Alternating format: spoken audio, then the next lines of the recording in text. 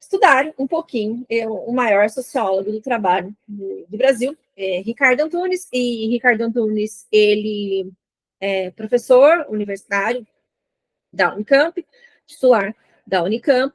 Ele ainda ministra aulas, não é um docente aposentado, ele é super ativo, e não só, né, na Unicamp, mas também ele é muito engajado. Então, o Agnaldo tinha perguntado até o que é militante, a gente vai chegar lá.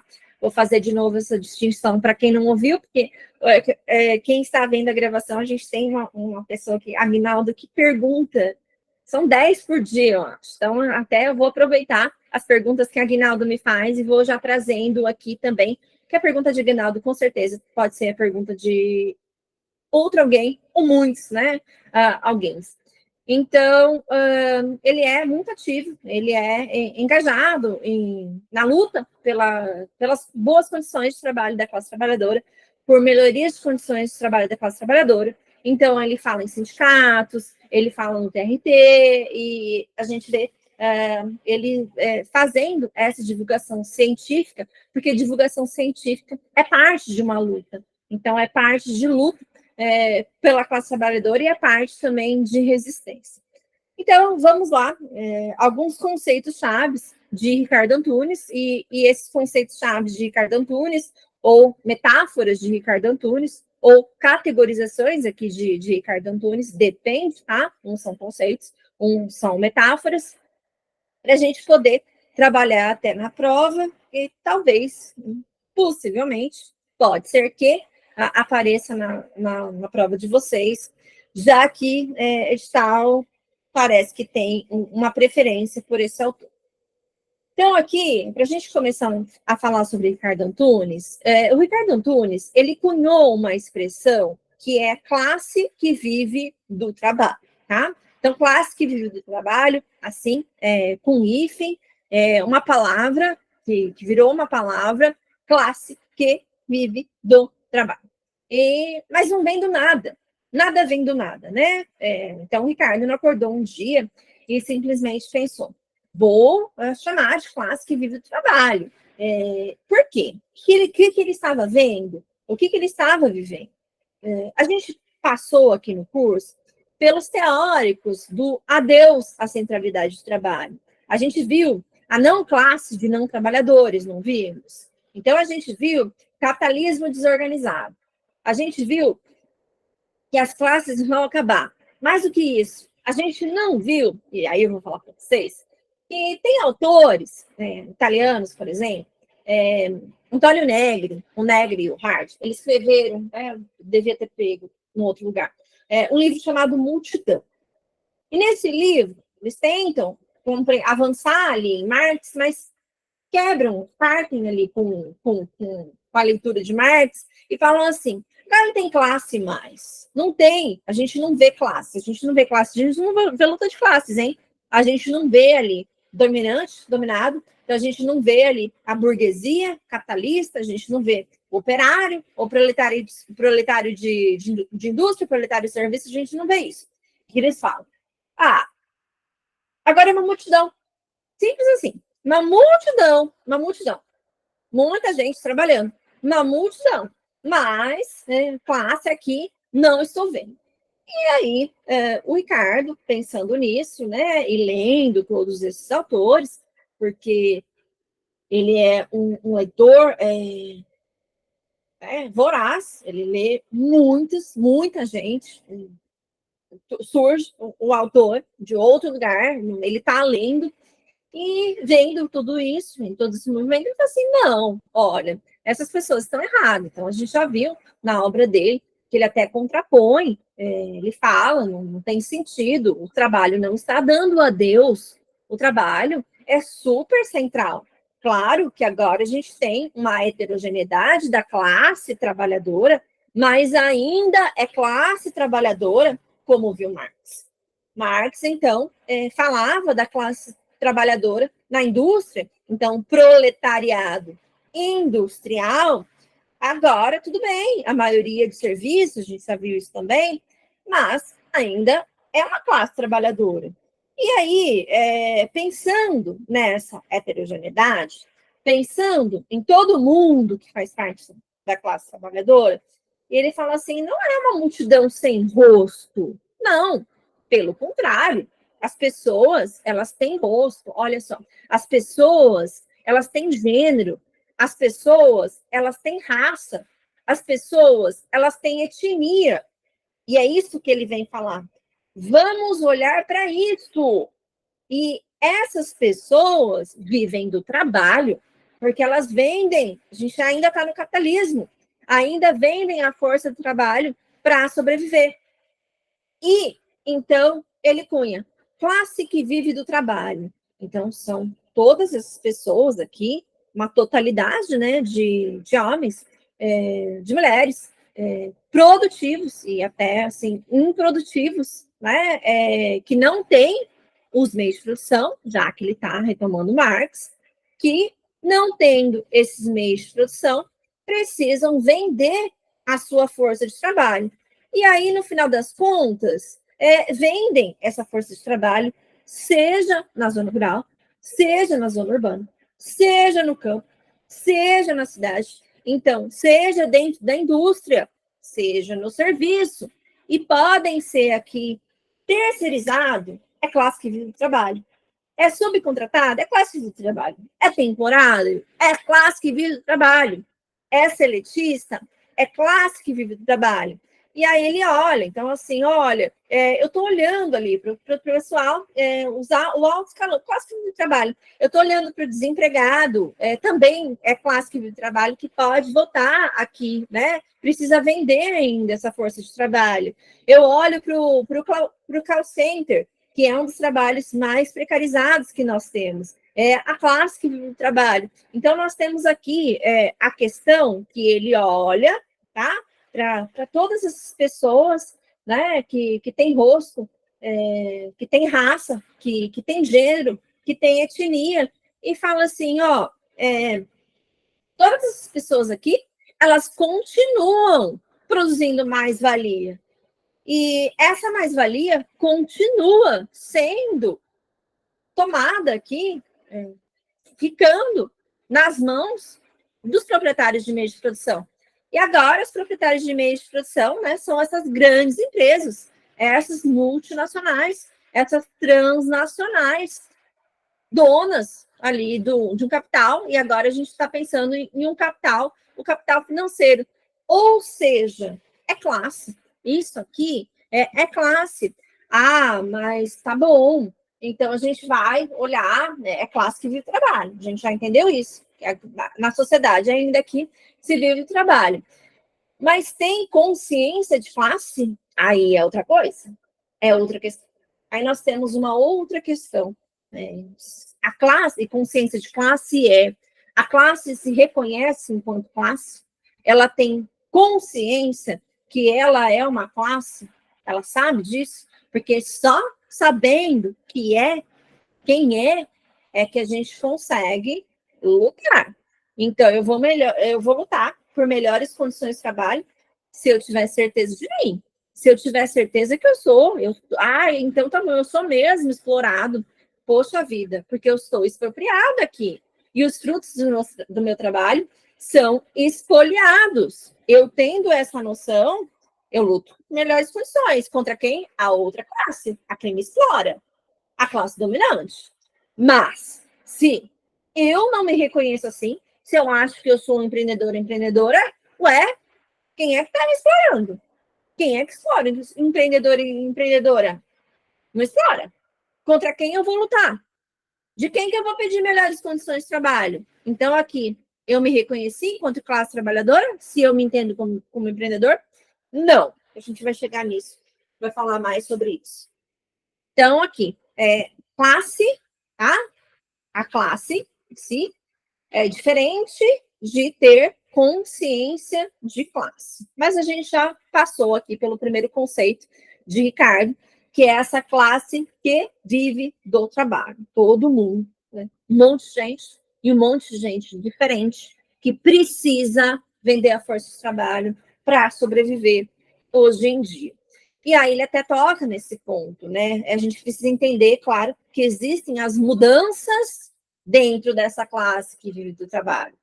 Porque se a gente for olhar para a classe que vive do trabalho na época de Marx, essa classe ali, ela era preponderantemente industrial, porque as pessoas trabalhavam na indústria. Então, o Marx chamava de proletariado, e era um proletariado industrial. Então, claro que está lá na indústria tem jeitos, tem formas, tá? Tem uma dinâmica desse trabalho que acaba sendo diferente de uma dinâmica quando eu presto um serviço, quando aqui eu vou pintar uma parede, quando eu faço transporte de alguém, claro que sim, mas não deixa de ser proletariado, não deixou de ser. Eu só tive essas mudanças, eu me desloquei no lugar, me desloquei na dinâmica, mas veja, ainda não tenho os meios de produção, não sou proprietário dos meios de produção, eu estou vendendo a minha força de trabalho para alguém, então ainda sou proletário, só sou de serviço. Então, o Ricardo chamou aqui de proletariado de serviço essas pessoas do telemarketing, de hotelaria, de shopping center, do supermercado, do McDonald's. Hoje eu perguntei pro meu filho se ele queria, ele não quis. Fui levar ele lá no cinema hoje, no dia do filme que ele quis ver. Aí nem vou falar o nome, nem vou tecer comentários, que depois, né, a gravação. Mas meu filho não quis McDonald's hoje. Mas lá é serviço. Então, e essa classe aqui, o que ele fala aqui no proletariado de serviço? Ele diz que estão, nesses serviços que ele está olhando hoje, isso é um grande ponto, está cada vez mais distante de um trabalho intelectual, tá? De pensar, o trabalho intelectual, então aqui, de pensar aquele trabalho, de fazer parte ali, sabe, da gestão do trabalho, da ideação do trabalho. E esse trabalho intelectual é um trabalho que vai sempre levar e particularizar o que a gente chama de classe média. Classe média é um dos conceitos mais difíceis que nós temos, porque classe média é um conceito em disputa, sempre foi em disputa, cada um vai dizer o que é uma classe média. Aí o Ricardo fala assim, olha, até ele, né, ele não conceitua, ele fala assim, olha, é difícil conceituar a classe média, mas o que vai particularizar aqui, como é que a gente pode caracterizar essa classe média? Então, é aquela que exerce um trabalho intelectual. Agora não, tá? Agora, então, esses serviços realizados, então a gente vai pensar aqui, tá? O que acontece, ó, vamos pensar aqui no advogado, tá? O advogado, vamos pensar, acho que a gente tem bastante nesse concurso, eu vi que tem bastante gente do direito, então vamos pensar aqui no advogado, tá? Vamos pensar. Volta para trás, mas volta no tempo com o advogado, vai. Há muito tempo, pense. Vamos lá, na USP, os formados, os primeiros formados da USP, fala da USP porque eu estou aqui em São Paulo, eu estou sendo bairrista, estou em São Paulo, mas é a mais próxima aqui de mim. Então, vamos lá. Nossa, aquelas pessoas todas engravatadas, né? Vamos na sociedade de classes, pense no advogado há muitos e muitos anos, da primeira turma da USP, pensa nele, pensou nele? Pensaram nele? Volta para trás, volta alguns anos para trás, vai lá. Pensaram? Como que vocês pensaram nesse advogado há muitos e muitos anos? Eu também, eu estou falando um homem de propósito também, tá? Porque também tem recortes de gênero aqui. Como é que pensou? Como é que ele era reconhecido socialmente? Socialmente, como é que era tratado esse advogado? Com pompas, né? Por quê?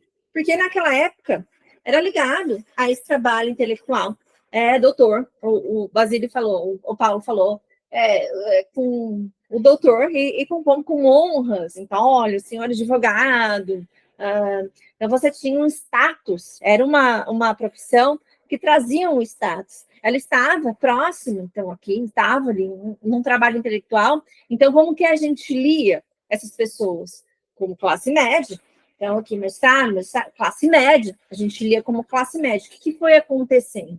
Foi acontecendo que um fenômeno que é também conhecido como proletarização, né, da classe média. Então, foi se transformando como proletário. O Marx mesmo, ele já tinha feito essa previsão da proletarização no Capital. Então, foi se proletarizando. Então, a gente percebeu aqui que esse serviço, então, essas profissões, elas foram para o assalariamento, dada também aqui o trabalho humano sendo tratado como mercadoria, ou seja, essas profissões, então, elas acabam sendo arrastadas e sugadas pelo proletariado de serviço, especialmente agora, quando a gente também vê a plataforma. Então, vou seguir aqui no exemplo do advogado e do advogado. A gente vê essas plataformas, né, esses advogados que trabalham por audiência, para fazer audiência. E é isso, recebe aqui, ó. Recebeu a chamada para fazer audiência, vai lá, faz audiência, esse trabalho pontual é tudo que faz, não tem ali as peças próprias, mas é tudo que faz. E bastante, então, em plataformas da advocacia. O que é isso? Isso aqui acaba sendo a composição do novo proletariado de serviços. Então, o serviço vai e vai levando aqui. A gente vê profissionais seletistas, né, nesses grandes escritórios, e vamos pensar, ó, grandes escritórios, tá? O que acontece no grande escritório? Agora, na nossa prática, que a gente sabe na prática. Então, nós temos, e eu acabo vendo até frequentemente, né, constatações de que quem começa no escritório de advocacia tem muito trabalho, muitas metas para cumprir, e fala que não ganha bem, que tem muito trabalho para o que ganha, e fala do salário, porque aqui é seletista, então fala ali de salário, fala de assédio moral, assédio sexual, e aí então nós temos aqui problemas de condição de trabalho. Mas alguém nesses escritórios grandes, até eles são lindos, né? Tem Nespresso, o teto de vidro, é muito bonito, lindo. Nós temos ali um proprietário ou uma proprietária dos meios de produção. Essa pessoa aqui, então, que ela fica com excedente e a gente vê ali, portanto, esse advogado e essa advogada, proletariado de serviço, vendendo a sua força de trabalho para sobreviver, e o dono e a dona do escritório com excedente, com mais-valia. Então, aqui a gente acaba percebendo que profissões de antigamente foram se proletarizando, e agora a gente tem essa noção que Ricardo Antunes chama de proletariado de serviço, tá? Então, mais um aqui para a gente. Aí, ele avança. Ele avança aqui no mundo e fala assim, é ruim, mas, na verdade, é muito pior do que isso. Porque se a gente for perceber, a gente está, então, num mundo que agora é digital. As relações são mediadas pela tecnologia.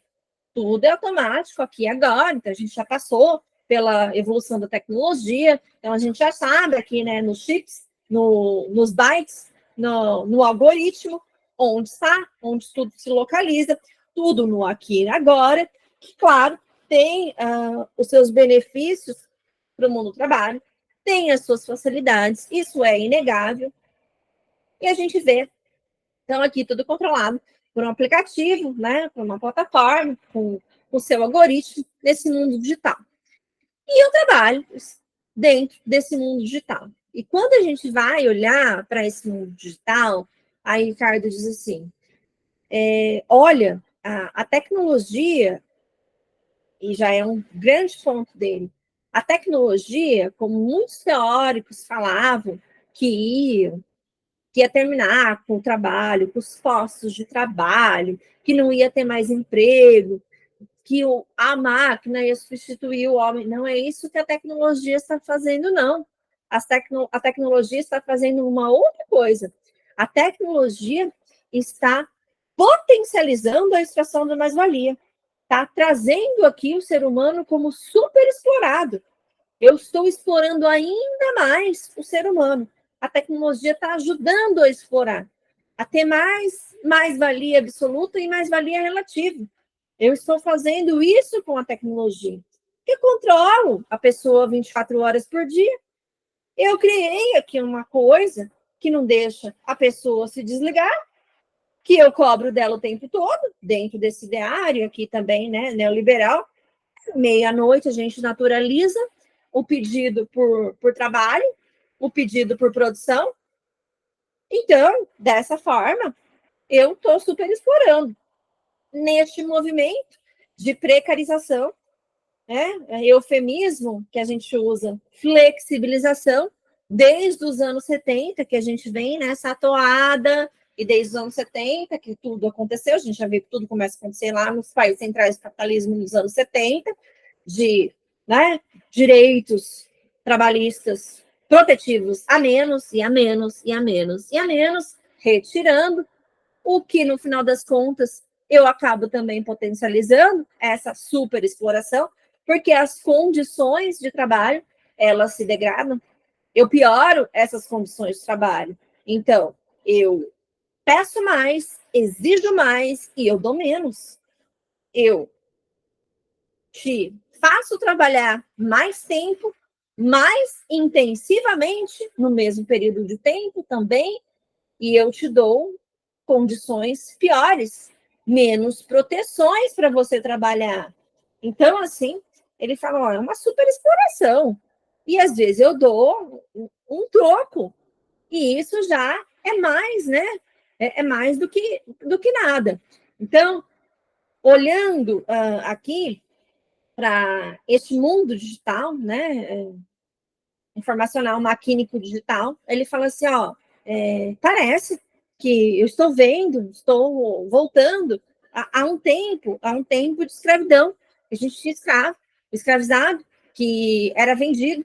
Agora não, né? Agora a pessoa lá está locando a força de trabalho dela e precisa, nessas condições aqui, não é uma escravidão propriamente dita, eu sei que não é uma escravidão propriamente dita, porque a escravidão até aqui terminou, né, com a Lei Áurea, já há alguns anos, mais de 100 anos, e só que parece, é como, né, então ele cunhou aqui a metáfora, e ele diz, não é um conceito, é uma metáfora de escravidão digital, porque parece que a gente vive naquele tempo, que as condições de trabalho são péssimas, a contrapartida aqui é péssima, e as pessoas 12, 13, 14, 15 horas de domingo a domingo trabalhando. Então, é olhando para isso, para a concretude do trabalho contemporâneo, que ele traz esse conceito de escravidão digital. Portanto, o Ricardo está pensando na escravidão, efetivamente, do escravizado contemporâneo, nas fazendas que a gente verifica, do trabalho doméstico, não, tá? Não é isso.